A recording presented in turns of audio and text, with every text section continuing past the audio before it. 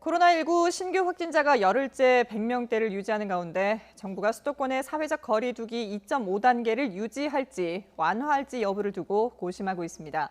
코로나19로 인한 피해 지원을 위해서 7조 원대 4차 추가 경정 예산에 대한 국회 심사도 본격적으로 진행될 예정인데요. 하지만 여야 사이에 일부 이견이 있어서 어떻게 조율될지 관심입니다.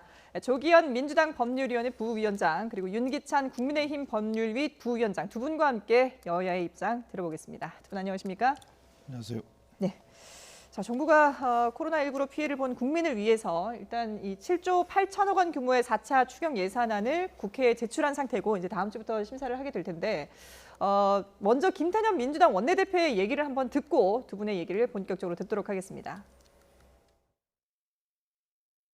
민주당은 국회 심사 과정에서 혹여 더 보완해야 될 점은 없는지, 더 그물망을 더 촘촘하게 째야 될 일은 없는지 더 철저하게 점검하도록 하겠습니다. 네, 자 당정이 마련한 추경 예산으로 지급되는 재난지원금, 절반은 자영업자 그리고 소상공인에게 이제 지원될 예정인데. 먼저 여당에서 가장 중점적으로 생각하고 있는 이번 그 재난지원금의 그 핵심 내용은 어떤 부분인가요? 예, 대통령께서도 말씀하셨듯이 이게 맞춤형 피해 지원 방안입니다. 네. 당초에 전국민 지원안에 대한 여러 논의도 있었지만 현실적인 여러 상황을 고려했을 때 실제 코로나 재확산으로 인해서 가장 심각하게 지금 어려움을 겪고 있는 부분들을 잘 선별해서 이분들에게 실질적 도움을 주는 추경이 돼야 된다는 입장이었고요. 대표적으로 많이 말씀 나오는 대로 소상공인과 중소기업 지원 부분이 대표적인 것이라고 볼 수 있겠죠. 지금 영업 제한이나 금지 때문에 사실 거의 막다른 지경에 이른 분들이 많거든요. 소상공인 분들, 이런 분들에 대해서 최대 200만 원까지 지원하는 방안이고 아마 이런 게 100% 지금 현재 피해를 다 이제 복구하는 정도에 이르지는 못하겠지만 네네. 적어도 당장의 현실적 어려움을 극복하는 데는 도움이 될 수 있을 것으로 보고 있습니다. 예. 일단 재정적인 한계가 있기 때문에 맞춤형 지원에 목표를 두고 있다라고 말씀하셨는데 야당에서 보기에는 어떠신가요? 이게 어느 정도의 효과가 있을 거라고 보십니까? 일단 효과는 있겠죠. 근데 이제 효과라는 게 정책 목적하고 연관시켜야 되는 건데 이게 경기 진작을 위한 추경은 아니라고 말씀을 하셨고요. 네. 일단 피해 보전인데 현금 지원이면 피해는 보전이 되는 거죠, 어느 정도. 다만 이제 소상공인 지원과 관련돼서는 처음으로 현금 지원을 하는 겁니다. 역대는 금융 지원 대출을 위주로 하다가 네네. 근데 지금 이미 5월 달에 금융 지원 대출금 10조 원이 편성이 돼 있었는데 그중에 6천억 원만 지금 소진이 되고 나머지는 남아 있어요. 이자율이 높기 때문에 그렇죠. 그래서 이자율을 낮춰서 금융지원도 간접 지원 형식으로 좀 더 소상공인들에 대한 실질적인 지속적인 지원을 하는 것도 한번 고려해봐야 되는 부분이고요. 200만 원, 150만 원, 100만 원 갖고는 사실은 좀 힘들죠. 그래서 이 부분은 정부가 지속적으로 좀 이자율을 낮춰서 금융지원 대출금 이런 간접 지원을 좀 늘리는 쪽으로 이 부분 한번 고민해 주십사 하는 부분이고요. 그다음에 나머지 선정 기준과 대상 이런 부분들은 사실 정부 입장에서도 어려움이 있죠. 그래서 이 부분은 정부 입장을 이해를 하는데 문제는 대통령께서 미리 말씀하신 것과 다르게 이제 통신비 지원과 관련돼서 사실은 그 부분은 조금 짚고 넘어가야 되겠다라는 생각이 하나 들고요. 그다음에 재원 마련과 관련돼서도 지금 7조 5천억 정도를 적자국채 발행해서 메꾸겠다는 거죠. 빚내서. 이 전부 빚낼 것이 아니고 이미 3차 추경에서 35조를 수립을 했는데 거기에 보면 4조 이상의 뉴딜과 관련된 예산이 있어요. 그렇죠. 이 부분은 이제 포스트 코로나였기 때문에 그 당시 구호도 코로나 이후에 경제를 위해서 책정한 거기 때문에 당장 코로나 시대에 이걸 경정해서 쓰는 것이 어떻겠느냐. 이런 재원 마련과 관련된 논의는 좀 있지 않을까라는 생각을 합니다. 일시적인 지원보다는 지속적인 지원 가능한 방안을 좀 찾아봐야 되고 그리고 저희가 이제 앞서 그래픽으로도 4차 추경안의 주요 내용을 정리를 해서 보여드렸는데 이 네 가지 크게 이제 네 가지로 정리를 해볼 수가 있을 것 같습니다. 소상공인 영세 자영업자 지원을 해주고요. 그리고 고용 취약계층 대상으로 2차 고용 안정 지원금을 지급하는 방안 그리고 또 세 번째로는 아동 특별 돌봄 지원 대상을 확대하는 그러니까 이제 초등학생까지 모든 가정에 지급하는 방안을 생각하고 있고요. 그리고 통신비 지원 잠깐 언급하셨지만 통신비 지원 그리고 마지막으로 저소득 취약계층의 긴급 생계비를 지원하는 방안이 있습니다. 이렇게 5가지로 이제 내용을 정리를 해볼 수가 있는데 이 가운데 방금 잠깐 언급하셨습니다마는 이 통신비 지원 부분을 두고 상당히 논란이 되고 있습니다. 2만 원의 통신비를 지급하겠다는 안을 두고 상당히 여러 가지 얘기들이 나오고 있는데요. 주호영 원내대표의 얘기부터 들어보겠습니다. 통신비는 정액제 때문에 늘지 않았음에도 불구하고 이렇게 돈을 효과가 없이 헛는 이런 아주 도덕적 해이, 재정적 해이가 여실히 드러난 이런 걸 하고 있습니다.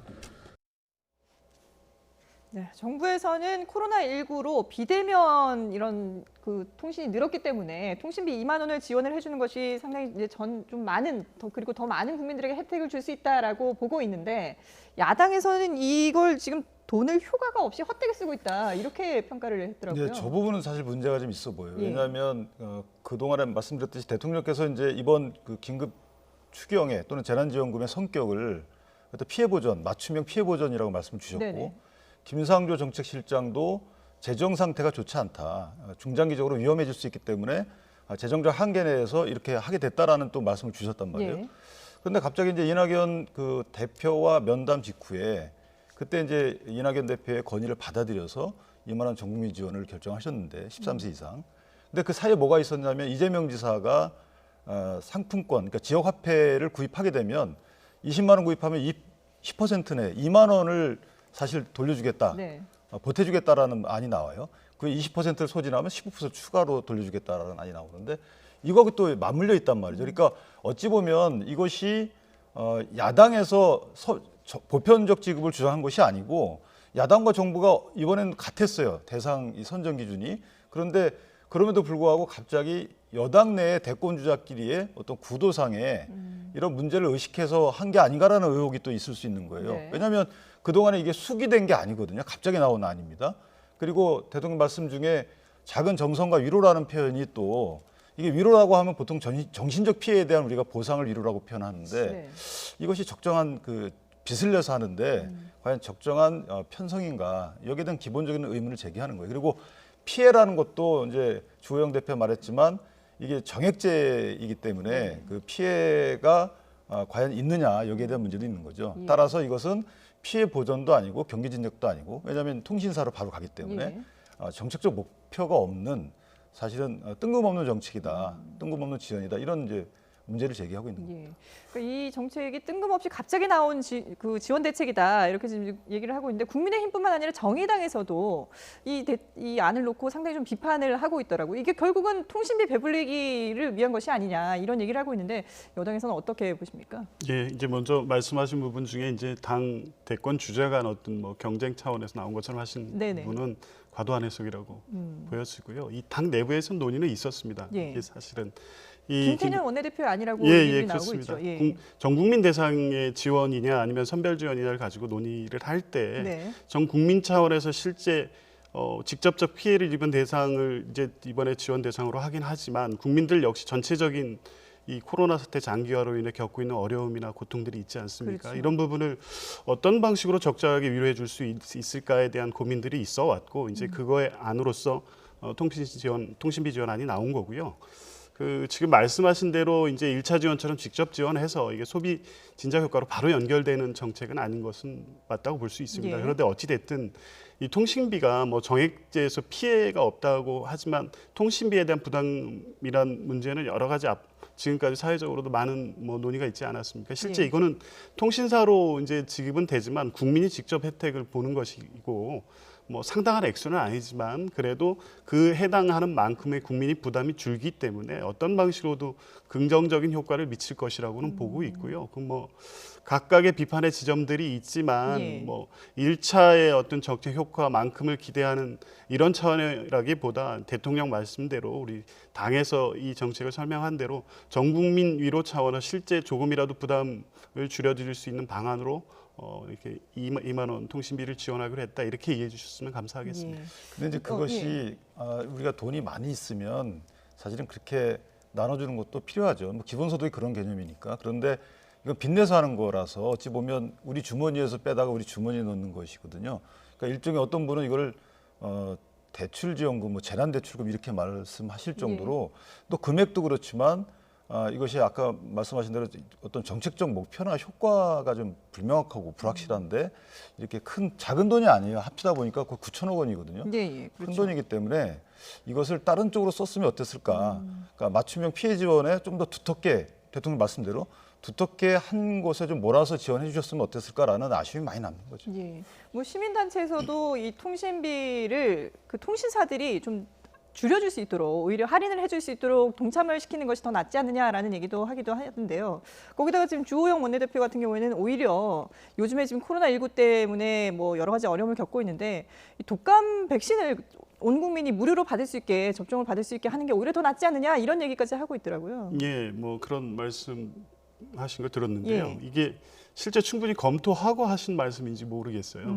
아마 뭐 바로 확인하시면 아셨을 텐데 전 국민 대상 독감 백신을 현실적으로 현재 확보할 수도 없고요. 물량 자체가 없죠. 예, 백신의 물량 확보도 물량이. 어렵고 지금 아마 외국 뭐 수출 계약에 돼 있는 부분을 국내로 전용하는 등의 조치를 취해야만이 실제 전 국민 백신 가능한데 이게 네. 현실적으로 가능하지 않다는 건 바로 확인될 수 있는 얘기고 뭐 두 번째로는 이미 실제 백신 접종에 대한 혜택은 3차 추경에 다 반영이 돼 있습니다. 그래서 실제 1,900만 명 정도를 혜택 대상으로 하는 내용이 3차 추경에 반영돼 있기 때문에 갑자기 이 부분을 지금 와가지고 전 국민 대상 백신 접종 말씀하신 거는 아마 통신비에 대해서 상대적으로 어떤 뭐 이건 부각시키기 위해서 직자적으로 던진 말씀이 아닌가 이렇게 보고 있습니다. 예. 그만큼 이제 뭐 통신비를 2만 원 지급한다는 부분에 대해서 이제 별로 효과가 없을 것이다 이런 지적을 하는 입장에서 나온 거라고 생각이 드는데요. 근데 이제 예. 그것 중에 하나가 사실 백신이 현재 우리가 확보하고 있는 게 2,900만 정 정도 되거든요. 네. 그러니까 1,000만 개 정도는 할 수 있는 거예요. 그래서 그거를 갖다가 우선순위대로 일단 무상 공급하는 것도 좋은 아닌 것 같고 이 백신 문제, 독감 백신이죠. 이 독감 백신 문제가 왜 말을 꺼냈냐면 정치권에서 이 부분은 사실 겨울이 오게 되면 이제 독감과 코로나 같이 유행하게 되면 증상이 유사하기 때문에 예. 이것이 본인이 증상이 있음에도 불구하고 독감이겠거니 하고 안 간단 말이죠. 이거에 대한 이제 방지 차원에서 분명히 논의가 필요한 부분이고 1,900만 개로 좀 늘리긴 했지만 이 부분도 1,000만 개 정도를 국가가 무료로 접종할 수 있는 이런 시스템 만들 필요는 좀 있다고 봅니다. 예. 이제 어쨌든 지금 이 재정 지원금, 지원금을 어떻게 활용하느냐를 두고 이제 여야의 입장이 달라지고 있는 그런 상황인데 이런 가운데 김종인 국민의힘 비상대책위원장이 발언을 한 게 논란이 되고 있습니다. 어떤 얘기인지 한번 들어보시죠. 우리가 과거에 다른 여러 나라에서 경험을 해봤습니다만은 국민은 한번 정부의 돈에 맛을 들일 것 같으면 거기에서 떨어져 나가려고 그러진 않습니다. 재정의 안전성에 걱정을 하면서 역시 이게 뭐 정치적으로 그러한 결정을 하셨다고 생각을 하는데 그러한 것이 앞으로 우리 재정의 운영이나 경제에 어떠한 영향을 미칠 것인가 이런 측면을 우리가 또 생각하지 않을 수가 없습니다. 네, 추경 예산과 관련해서 이런 발언이 나온 것 같은데 글쎄요, 김종인 위원장 그전에는 빵 먹을 자유를 얘기를 하면서 기본소득까지 거론을 했었는데 지금 조금 전에 들어본 발언은 어떤 의미로 해석을 해야 되는 겁니까? 저게 이제 이동통신비 지원과 예. 관련된 얘기 중에 나온 얘기입니다. 그래서 저 부분은 이제 그 정책의 목표가 없다. 그리고 단기적이고 즉흥적이다라는 말을 한 것이고 복지 예산, 복지 관련 예산은 사실 비가역적이다는 말을 한 겁니다. 예. 그래서 기본소득의 평상시 본인의 주장과 배치되는 건 아니고요. 기본소득이라는 것은 좀 중장기적 목표로 해서 주장을 했고 그것은 복지 예산의 조정과 관련돼서 복지체계 전부 다 조정돼야 되는 부분이거든요. 네네. 그래서 이번 재난지원금 중에 이동통신비 지원에 관련된 문제제기 차원이지 본인의 소신을 뒤집는 또는 소신과 반대되는 예. 이런 주장은 아니라고 저는 생각합니다. 예. 의도는 충분히 이해를 합니다만은 그래도 이 표현 자체에 상당히 이제 좀 거부감을 나타내는 분들이 많으시더라고요. 표현이 매끄럽진 않았죠. 예. 예, 사실 딱 구체적으로 특정해서 말을 했어야 되는데 네. 일반적인 그 말로 했기 때문에 그 약간의 구성의 오류를 좀 느끼게 해주는 예. 그런 뉘앙스가 좀 있었어요. 그런데 평상시 본인이 주장했던 기본소득과 배치되는 건 아닌 것으로 저는 이해를 했습니다. 그런데 김 위원장이 또 최근에 보수단체가 신청한 개천절 한글날 집회를 만류하면서 한 발언도 구설에 올랐습니다. 집회를 3.1운동에 비유를 했는데 이건 어떤 의도로 저희가 받아들여야 됩니까? 그러니까 저건 좀 부적절했어요. 제가 예. 보더라도 이제 즉흥적으로 말을 한 것 같은데 사실 3.1 운동의 취지나 시대나 뭐 이런 건 좀 아니죠. 네. 그런데 단지 그 플랫폼을 마련한 그 주최 측하고 거기에 참석하는 사람들하고 좀 달라요. 주최 측은 그리고 이제 극우라는 단어가 어떤 의미인지 잘 모르겠지만 어떤 강한 주장을 하는 사람들이 예. 주최를 해도 거기에 참석하는 사람들은 현 정책에 대한 어떤 문제제기나 반대 이런 의사를 표하기 위해서 나오는 사람들도 있거든요. 네네. 이걸 치환하자면 애국심의 발로라고 할 수도 있어요. 그런 것들을 표현한 거고 애국심을 갖고 있는 건 알겠지만 이번엔 나오지 말아 달라라는 이 맥락은 이런 거였습니다. 예. 그런데 이제 맥락을 설명하는 과정에서 비유가 조금 적절치는 않았다. 저는 그래서 예. 그러니까 의도는 그것이 아니었지만 비유가 좀 적절치 않았다라고 했는데 여당에서는 이게 지금 뭐 상당히 좀 비판 수위를 높이고 있지 않습니까? 예, 아까 이제 먼저 말씀하신 죄송합니다.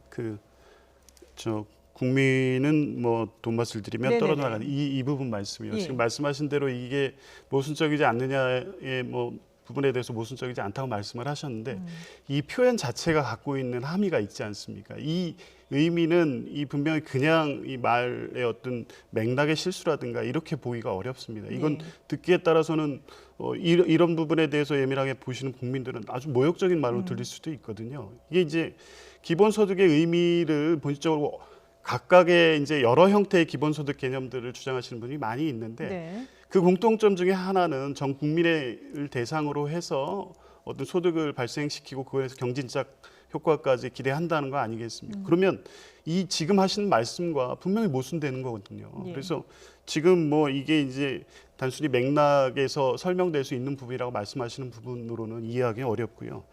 그 3.1운동 관련해서도 이제 이게 이제 단순한 말 실수냐 이게 보기 어려운 측면이 있습니다. 예. 이 김종인 그 비대위원장 체제가 안정이 되면서 여러 말들이 나오고 있습니다. 김종인 비대위원장께서 차기 대선을 생각한 게 아니냐는 뭐 내부 비판이 있는 것도 알고 있고요. 그렇기 때문에 이제 이 개천절 집회 관련해서도 말씀이 조심스러워지는 가운데 그분들을 달래기 위해서 쓰신 표현 같은데 예. 매우 부적절했죠. 일단 비교 자체가 대상이 아니고요. 3.1운동 에 나오셨던 분들과 이분들을 같이 동일선상에서 애국심이라는 추상적 개념으로 묶어낼 네. 수는 없다고 보고요. 두 번째는 아주 위험한 말씀이십니다. 지난번 8.15 집회에도 똑같았었는데 애매모호한 화법으로 그 태극기 세력을 버릴 수도 없고 안을 수도 없는 애매한 입장에서 하다 보니까 그 집회에 갔던 분들이 방역 당국에 협조하지 않아서 계속 깜깜의 확산이 지금까지 진행되고 있는 거 네. 아닙니까? 이 메시지도 그렇게 읽힐 가능성이 있기 때문에 매우 네. 위험한 발언이고요. 이 부분에 대해서는 다시 한번 이게 명확하게 하셔서 집회를 하라는 건지 하지 말라는 건지 적극적으로 의견을 표하라는 건지 개천절에 모이라는 건지 이런 거를 좀 정리를 해주셨으면 좋겠어요. 예. 그건 제가 정리해 드릴게요. 그거는 분명히 나오지 말라 그랬어요. 자제를 해달라 그랬고 그 와중에 이제 그분들한테 당신들의 애국심을 알겠다, 마음을 알겠다라는 식의 어떤 부연 설명, 달래는 설명이었어요. 무작정 나오지 말라 이렇게 막는 것보다는 그러니까 자제를 부탁하면서 곁들인 말이기 때문에 그 곁들인 말이 만약에 부정적 의미를 준다 그러면 김종인 대표가 그거는 본인의 의사표시를 해야 되겠죠. 예. 그렇게 이해하시면 될 것 같습니다. 알겠습니다. 뭐 발언의 의도에 무게를 두느냐 아니면 그 표현에 무게를 두느냐는 결국 이제 국민들의 판단에 넘기도록 하겠습니다. 자, 다음 주제로 넘어가 보도록 하죠. 다음 주에 국회 대정부 질문이 시작되는데 이 자리에서 추미애 법무부 장관의 아들 의혹과 관련한 공방전이 벌어질 것으로 보입니다. 특혜 휴가냐 아니냐, 뭐 이게 기준에 맞는 거냐 아니냐 여러 가지 논란이 있었는데 일단 국방부에서는 서 씨의 휴가 자체는 문제가 없다 이렇게 결론이 난 건가요? 예, 그렇습니다. 그 국방부의 설명이 있었고요. 네. 그 이전에도 이미 주장 사실 가운데 대부분이 실제 사실이 아니고 1차 병가, 2차 병가 그리고 연가로 대체한 3번의 휴가 처리 과정에서 아무런 네. 문제가 없다는 게 확인이 됐고 그 부분을 명확하게 국방부가 확인해 준 것이라고 보여지고요. 네. 이게 더 이상 이게 논란의 대상이 되지 않을 거라고 보고 있습니다. 그리고 네.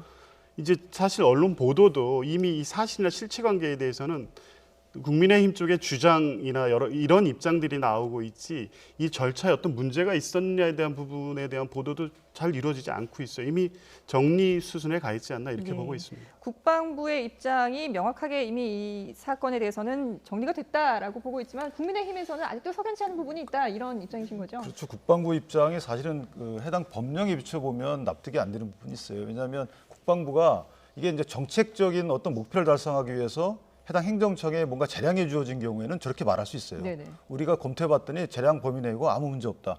근데 이것은 정책적 목표가 아니고 일단 어느 기준을 딱 정해놓고 이 기준에 따라서 해라라는 훈령들이 있거든요. 네. 근데 거기에 비쳤을 때 그대로 안 했기 때문에 이것은 법령 위반의 소지가 있어요. 그런데 그 법령 위반의 소지가 있는 해당 부처에서 우리 문제 없다라고 한 거하고 다름없어요.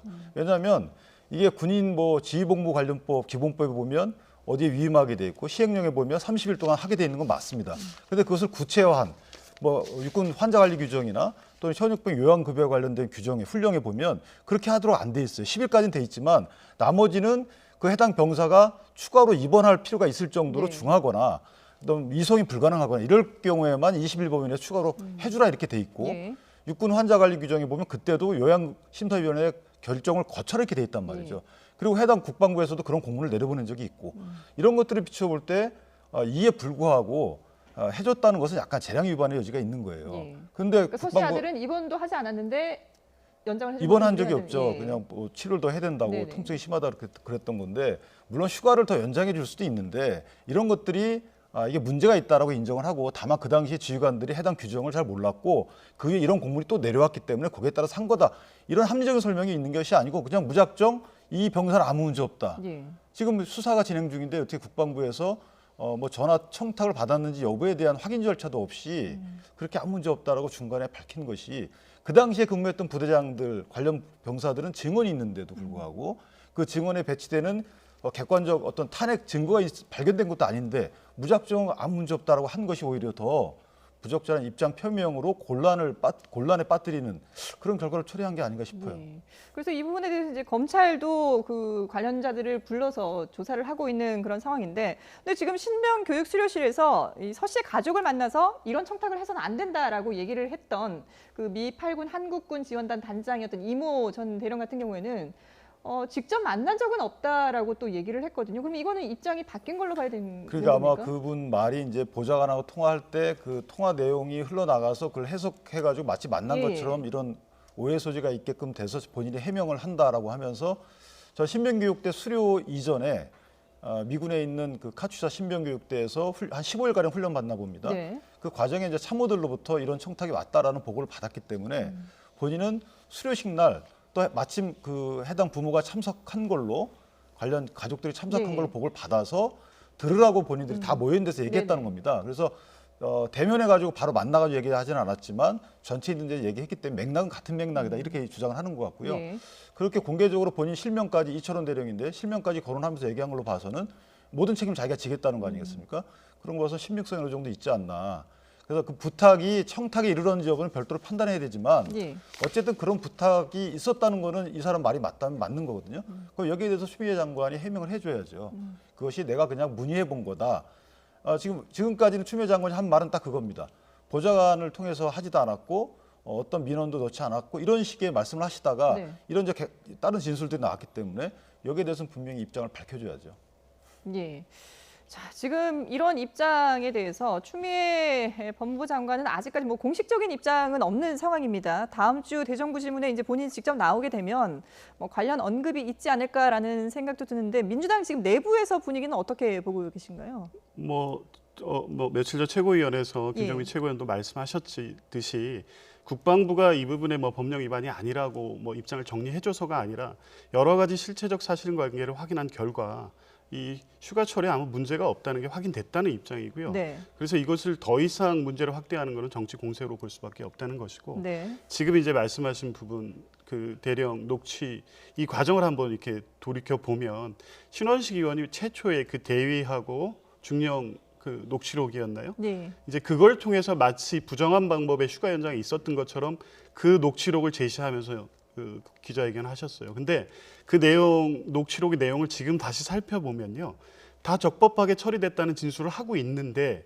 신원식 의원의 보좌관이 이건 문제 아닙니까라는 취지의 질문을 기정사실처럼 해서 기자회견을 하셨어요. 예. 그리고 그게 마치 두 번의 그 병가 그리고 연가 처리가 문제가 있었던 것처럼 주장했고 그 다음이 바로 지금 말씀하신 대령의 녹취록이었는데 그때 누가 보더라도 계속 나한테 이런 청탁이 들어와서 내가 앉혀놓고 직접 얘기한 것처럼 하셨어요, 말씀을. 그러니까 이게 그 맥락의 오해를 불러일으키는 실수가 아니라 네네. 실제 어떤 의도를 가지고 발언이 그렇게 만들어지는 과정이었다는 의심이 강하게 들고요. 이제 그렇게 해서 익명으로 보도가 계속 나갔는데 그분이 신원식과의 관계, 뭐 참모장 출신이었다는 네네. 것이라든가 그리고 이 표현이 실제 당일날 부대 배치 관련해 가지고 그런 식의 면담이 있을 수 없다는 사정들이 다 드러나니까 이제서야 이제 실명 밝히고 나왔단 말이죠. 예. 그리고 청탁을 받았다는 내용도 본인이 직접 받았거나 들었다는 게 아니라 그냥 뭐 여러 밑에 동료를 여러 들었다. 예. 있었다는 얘기지 누가 어떻게 청탁을 했다는지에 대해서는 전혀 밝히고 있지 않습니다. 그래서 이분의 말씀을 어디까지 신뢰할 수 있는지 의문이고요.